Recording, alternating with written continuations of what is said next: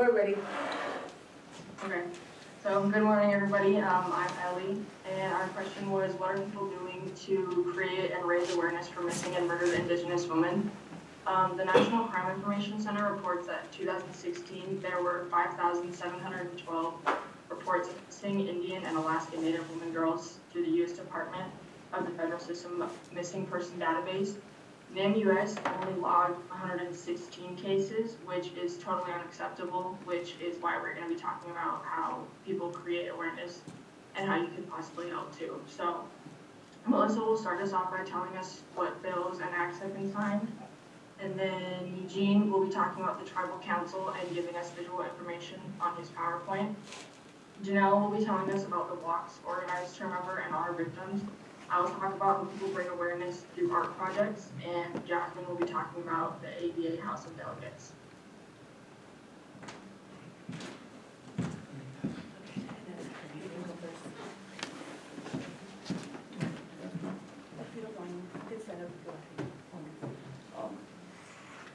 My name is Melissa Faith. I'm from the Standing Rock Sioux tribe. On March 18th, Deb Haaland made history as being the first Native American sworn in to U.S. Interior Secretary. She wore a bright blue ribbon skirt sewn by Agnes Woodard, whose family organized the first ever march in Vancouver in memory of the missing and murdered Indigenous women. And that's the third leading cause of death among Native American women. And 2 weeks after she was sworn in, she announced the formation of a new missing and murdered unit. The unit will leverage federal resources to support investigations and unsolved cases. The unit builds on a presidential task force known as Operation Lady Justice. When President Biden got in, he signed an executive order which aims at improving public safety and criminal justice and will build on the already in place missing, murdered, and Indigenous people and Operation Lady Justice. And the task required by Savannah's Act, and I don't know if you guys all know about her. She is the woman in Fargo that she was lured to an apartment and she was pregnant and they killed her and cut off her baby. And so she has an act that's named after her, and the other act is the Not Invisible Act.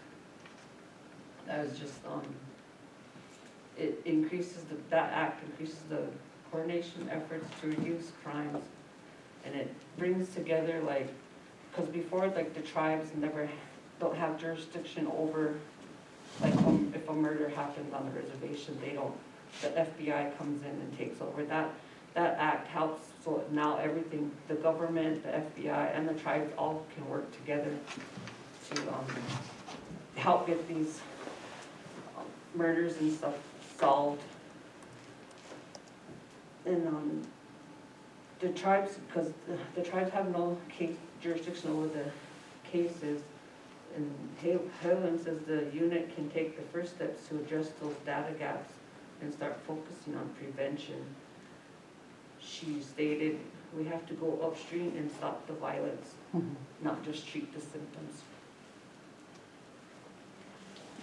And I'd like to say, it's not only women, it's men as well. I have a cousin that was murdered and is missing, and still nothing's been done. No one's been, just nobody will talk.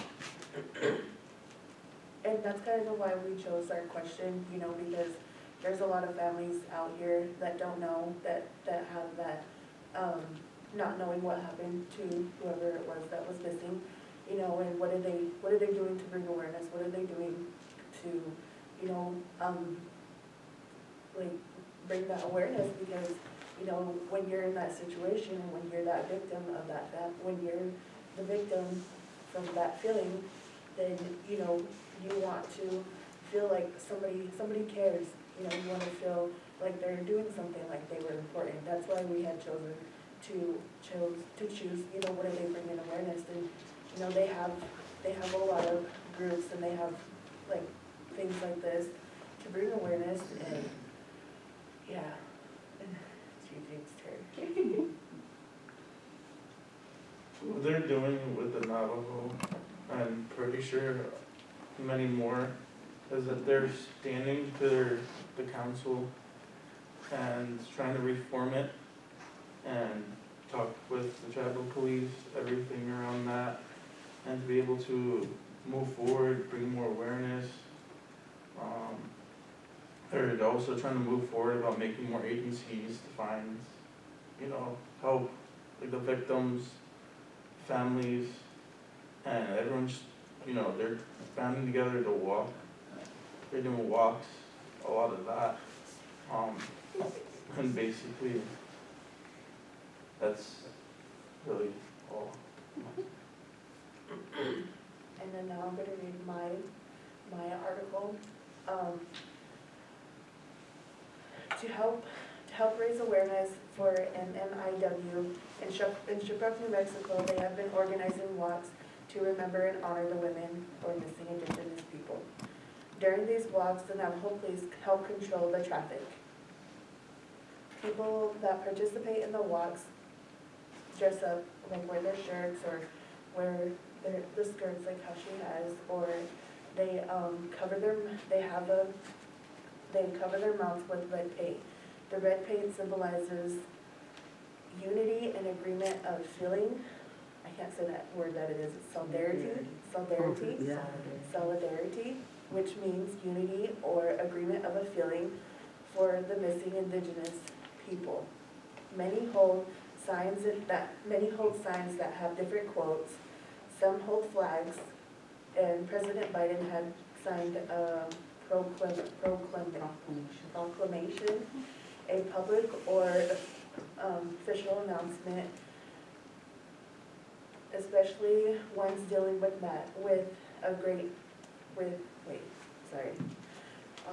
proclamation is a public or official announcement, especially one dealing with matter or great importance. To make known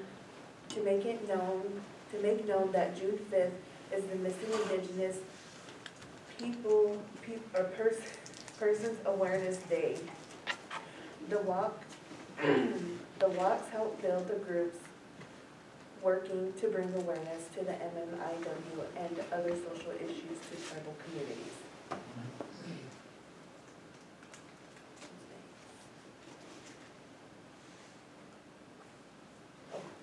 Allie, next. My turn? Okay.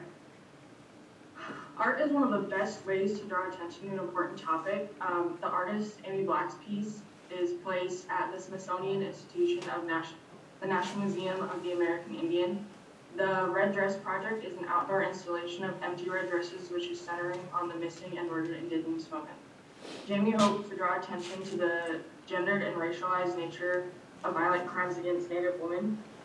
This art piece was an attempt to create dialogue around social and political issues. This art film focuses on missing women in Canada, but the issue transcends into the United States. The signature red hand that's on our shirts has become the main symbol that has been seen worldwide and has brought the most attention to what is happening to Native women. A lot of people use this symbol in multiple ways, on t-shirts, posters, earrings. I've seen it on beadwork, stuff like that. Another art piece that has brought a lot of attention to a mural is painted by Rosenda Sophia Strong at a 24-hour gas station. This gas station is located on one of the busiest intersections where Strong is from, and since the gas station is open 24 hours, it sees lots of foot traffic as well. The reason Strong wanted to create more awareness for missing and murdered Indigenous women is because her sister went missing after getting a ride from a few friends to the casino that was only a few miles from her sister's house in October of 2018. Strong's sister's remains were found July 4th of 2018 in an abandoned freezer in a field outside of town. Strong and her brother worked hard and fought endlessly, demanding justice for their sister. The mural brought exactly the kind of attention she hoped for, and more people realized that Native women are being targeted and have taken more action to protect them. And I did the ABA House of Delegates. It kind of went more deeper into her topic. But so since the Savannah LaFontaine Raywin case, these two Native Americans named Heather Torres and Lauren Van Schilfgaard. They both had this passion. They both went into their separate, colleges, universities, but they still ended up meeting with one another because of this movement. So they teamed up and they ended up making a draft, which was called Resolution 10A, and as what she said, it helps bring more awareness, especially to her case and then to many other cases as well. That one got passed, and then they also had help with that one because they met up with the ABA, which is the American Bar Association. They met up with the president and the secretary of that association, and they had more connections to help them push it. So one of the connections was the MVA, which is the Massachusetts Bar Association, and then they also got more people to help with this movement. And then after that,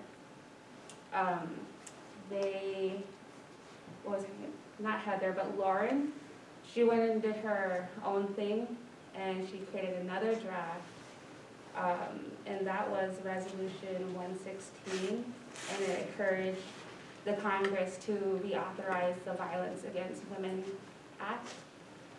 So in this act, it states the inherent authority of American Indian and Alaska Native governments to prosecute non-Indian perpetrators of crimes arising from gender-based violence. And then in the end, the House of Delegates also reinforced that draft.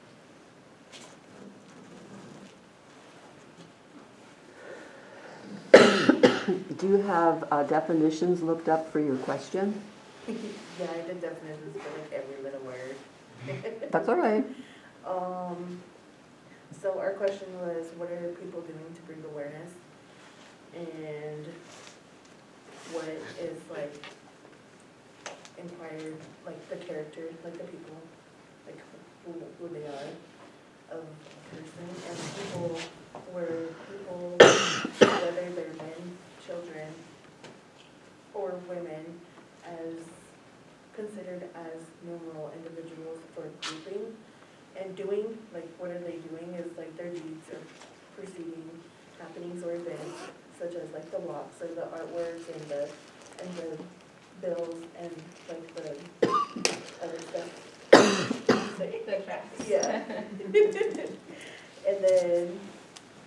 and then about is what it's concerning, what it's regarding, which is the MMIWA, and then sorry, I always do that. I always say the acronym wrong. And then MMIW is the missing and murdered Indigenous women. And I think that's it. All right, thank you. And I'm going to just do the Q&A note-taking on your document, so you can join your group, and then I'm just going to type, thank you much. It's good to see the ABA. My daughter works for the South Dakota Bar Association, so it's good that, she's on it. She's been part of this. It's awesome. And she goes to a lot of their meetings. I recently found out with the art, the person that made that mural, Yep. she actually was found dead. I looked that up yesterday. Same thing. I think she was frozen as well. I'd like to start off with a question.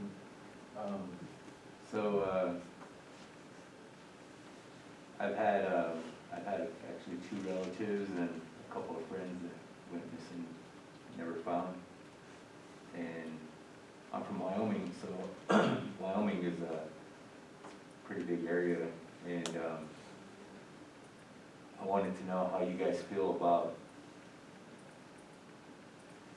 not getting the national attention, like how others get national attention, like this lady that wasn't even from Wyoming, but she was found in Wyoming not too long ago. Her name's Gabby Petito. Oh. And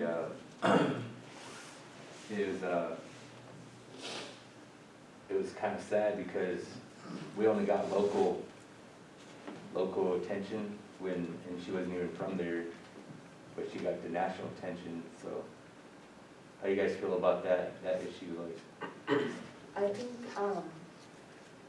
because recently I had a friend and, you know, we thought something bad had really happened to her and it turned out not being that, but thank God. But, you know, when it comes to situations like that, it's kind of hard to say, you know, because I was talking to my criminal justice teacher about what had happened to my friend, you know, because I was feeling really bad. And he kind of just told me, you know, because I still have those unsure feelings of what happened to her. So from his point of view, he was kind of just like, you know, there's not much that the police can go off of, and that's why, like, some of the communities, they bring awareness because they don't, not all of the cases that happen are public, you know, and one thing that we can try to do to bring peace of mind is, you know, just kind of keep your faith, you know, because there's not much that we can do, you know, because the cops can only do so much, which is kind of hard because, you know, they're supposed to, we think they have all the answers, but, you know, when things happen like this, we really don't know, and we really can't say, you know, why didn't this happen or why, whatever, and that's what I had to kind of bring myself to because, you know, she was my best friend, but then we kind of wanted to know what happened, you know, and it wasn't what we thought, which is a really big relief, you know, but like that, you know, just keep praying for them and keep praying, you know, for yourself that you get that comfort someday.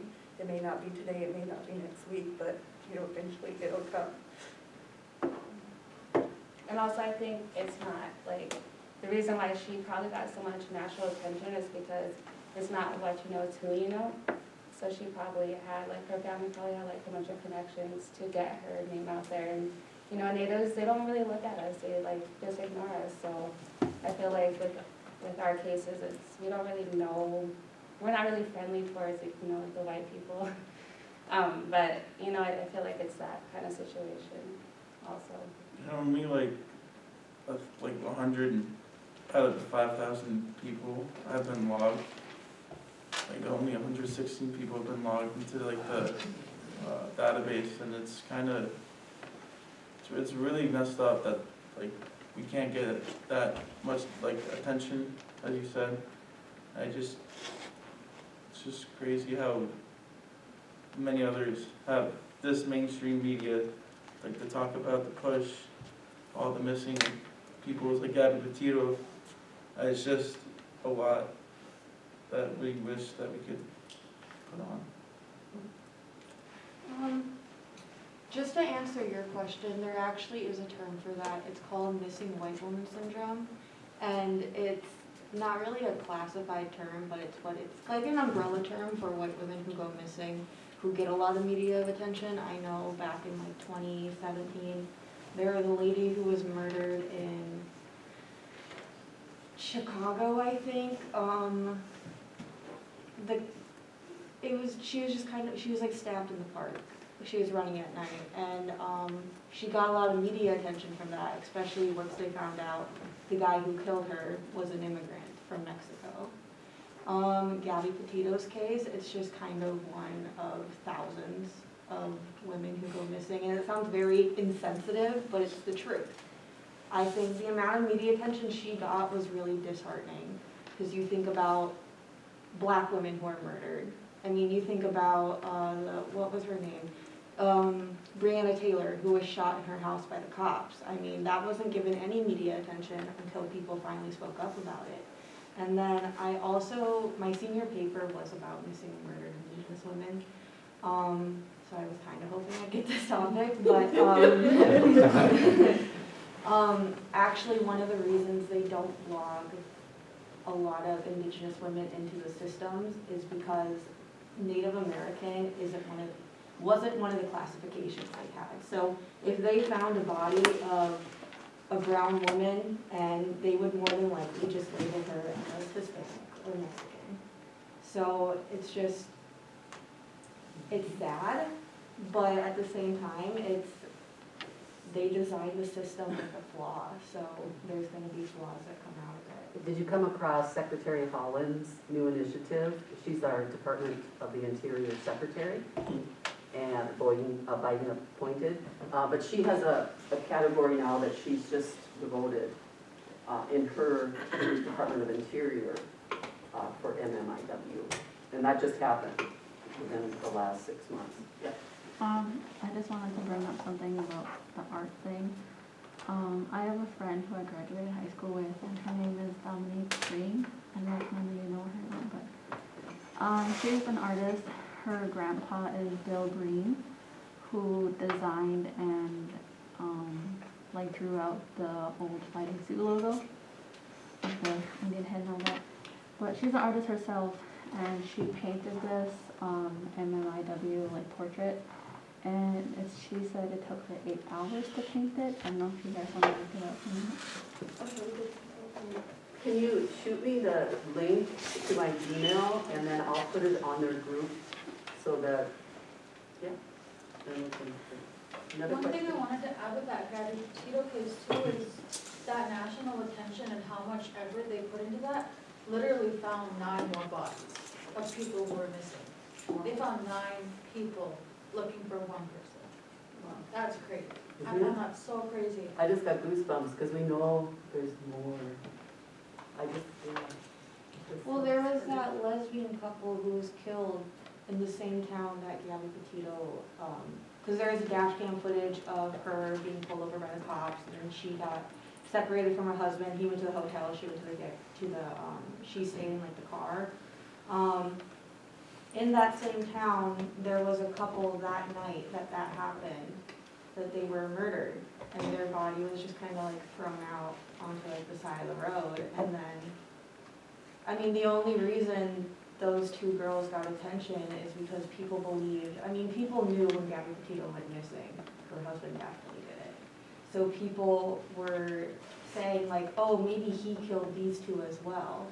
But like, if they weren't even in the same town, that would have gotten no media attention as well, which is kind of sad, and I really do think it's because they were lesbians.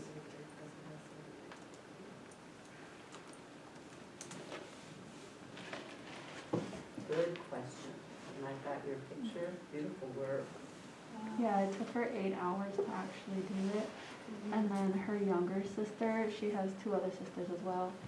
She does like computer art type.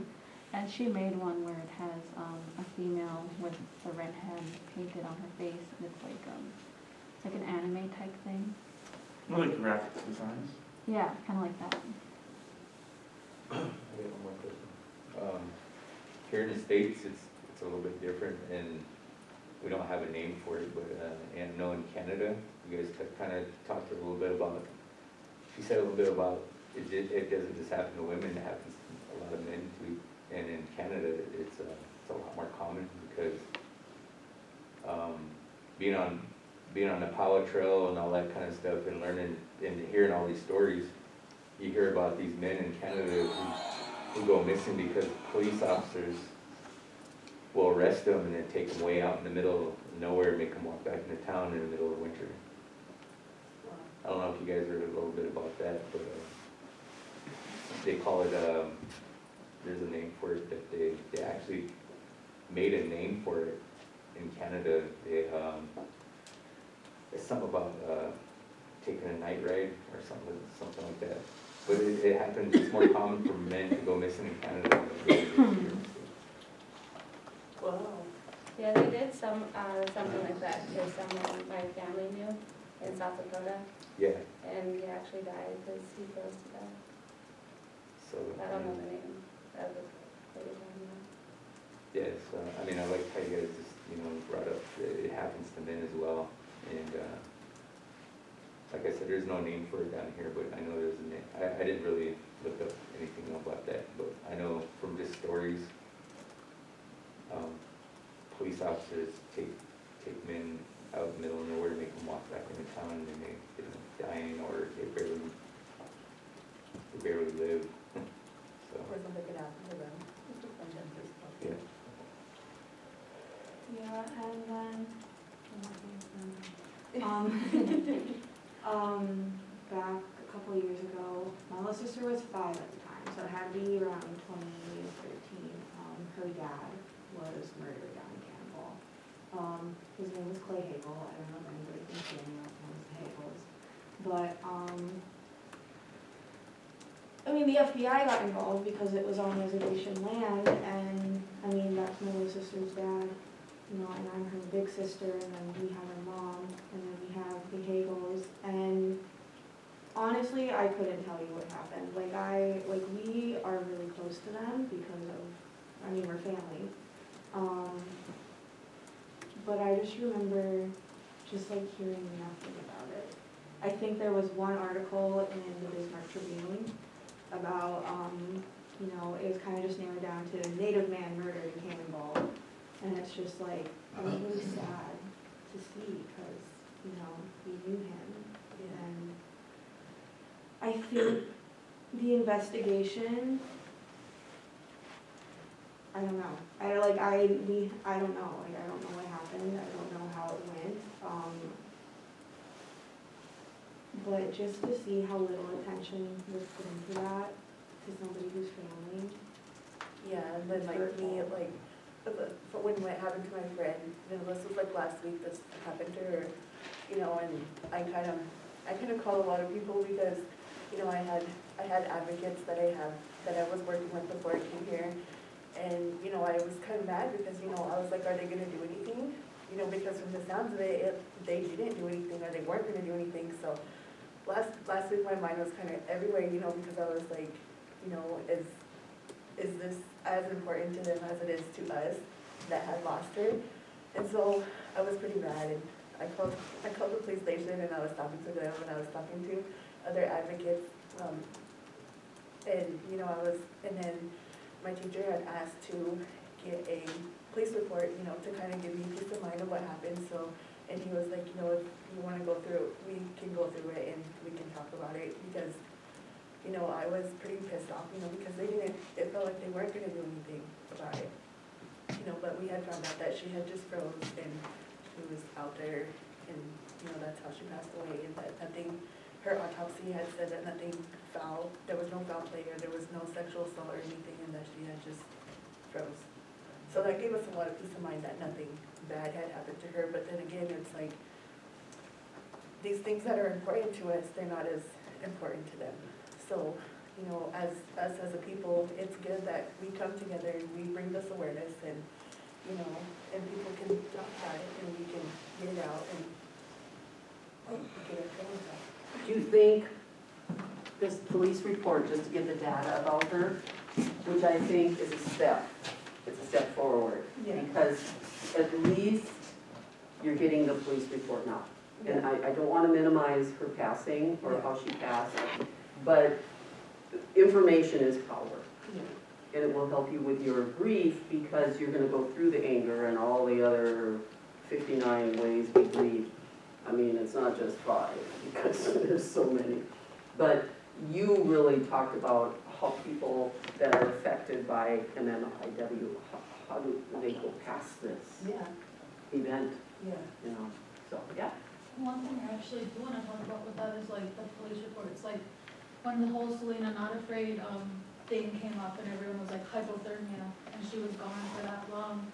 How could she have been there and died from hypothermia? I'm like, what was it? It wasn't even that cold yet. So questions like that, and then I heard about, there was like, recently there was 2 more girls found in South Dakota on the side of the road, and one was 17 and the other one was 28.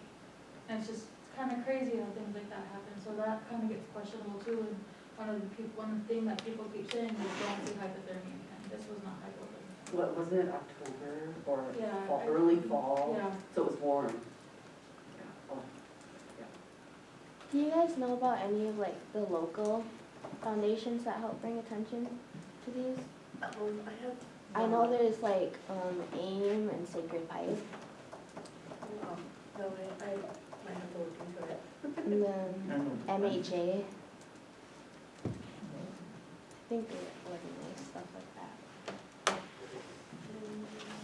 Good question.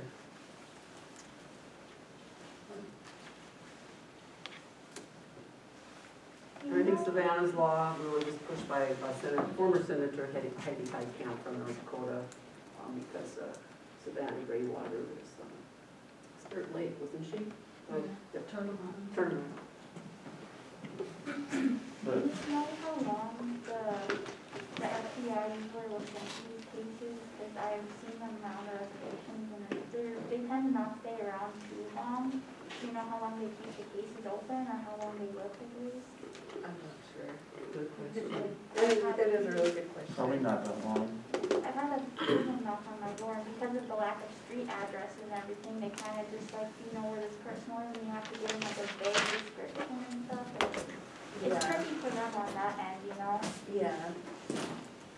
But then, like, just like that, you know, there's only so much they can go off of. Yeah. And, like, I'm getting into criminal justice and, you know, it's gonna be hard to face things like this and, you know, it probably won't ever get easier, but like I said, you know, there's only so much that they can do, and there's only so much time. They have a time frame maybe, but that is a good question. I got one more real quick. Can you guys, just for the recording's sake, can you guys explain that missing and murdered are pretty much the same, they go together? Because I had a big debate with my non-native friends that because they went missing doesn't mean that they were murdered. Yeah. And my sister passed away, you know, just suddenly, and they're calling it an accident. But, you know, I knew she was murdered. And then, you know, the debate goes on about, you know, oh, well, they're not the same thing. I don't know why they put them together. They can go missing and be murdered, and or they can be murdered and not be missing. You know, I mean, I don't know if you guys get what I'm saying. But No, I know what you're saying. I understand. you guys like, I don't know. Because everything- There's no difference, right? In my opinion, I don't think there's a difference, because they, as you said, they can go missing and be murdered. But a lot of people have their opinions, but they like to push it on. And I'm sure as they began the movement, they thought about the words. You know, the organizers of the MMIW, you know, we have to give this a label, we have to give it a name. And because of so many missing, they had to decide on, we have to have that